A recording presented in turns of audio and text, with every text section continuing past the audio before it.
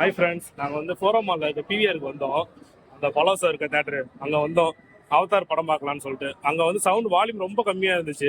அதனால நாங்கள் என்ன கேட்டோம் மேனேஜர்கிட்ட. ஃபர்ஸ்ட்டு நாங்கள் சொன்னோம், ஃபோன் பண்ணி இன்ஃபார்ம் பண்ணோம், சவுண்ட் எஃபெக்ட் மட்டும்தான் இருக்கு, டைலாக் சவுண்ட் சுத்தமாக கேட்கல அப்படின்னு சொல்லிட்டு நாங்கள் கேட்குறோம். அதுக்கு அவங்க என்ன சொல்றாங்க, மேனேஜர் வருவாரு அப்படின்னாங்க. சரின்னு ஒருத்தர் வந்துட்டாரு, சவுண்ட் நாங்கள் செக் பண்றோம் அப்படின்னாங்க. சரி செக் பண்ணுங்க, படத்தை கொஞ்சம் பாஸ் பண்ணி வச்சுட்டு செக் பண்ணுங்க அப்படின்னோம். இல்லை சார் செக் பண்ணுவாங்கன்னு சொல்லிட்டு ஒரு 3/4 மணி நேரம் படம் ஓடிட்டு.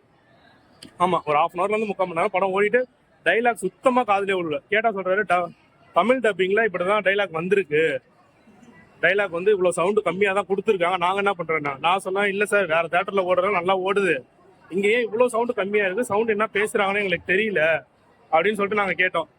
உடனே அந்த மேனேஜர் சொல்றாரு, இப்படிதான் இருக்கும், நீங்க வேணா டிக்கெட்டை வந்து ரீஃபண்ட் பண்றாங்க, ரீஃபண்ட் பண்ணிட்டு நீங்க போங்க அப்படின்றாரு.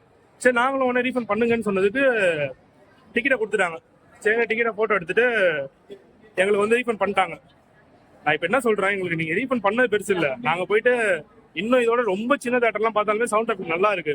தமிழ் டப்பிங்ல இவ்வளவுதான் சவுண்ட் வரும்ன்றது எனக்கு என்னன்னு புரியல. அவங்க வந்து ப்ரொஜெக்டர்ல ஓடுறதே அப்படிதான் ஓடுதான். ஸ்கிரீன் செவன்ல பாக்குறோம் நாங்க. அவங்க என்ன பண்றாங்க, ஒன்னு நீங்க டிக்கெட் ரீஃபண்ட் வாங்கிட்டு போங்க, நாங்க பாத்துக்கிறோன்றாங்க. அதுக்கப்புறமும் நிறைய பேர் வந்து கம்ப்ளைண்ட் பண்றாங்க.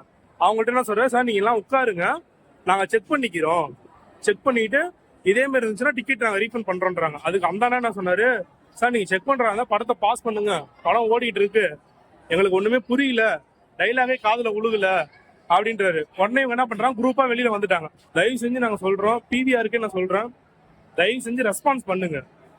நாங்க வந்து சும்மா வந்து நாங்க உங்கள்கிட்ட படம் பார்க்கல.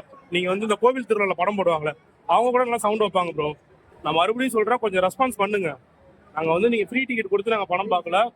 ஹை ஃப்ரெண்ட்ஸ், நாங்க வந்து ஃபோரம் மாலில் தான் சவுண்டு சரியில்லைன்னு சொன்னாங்க.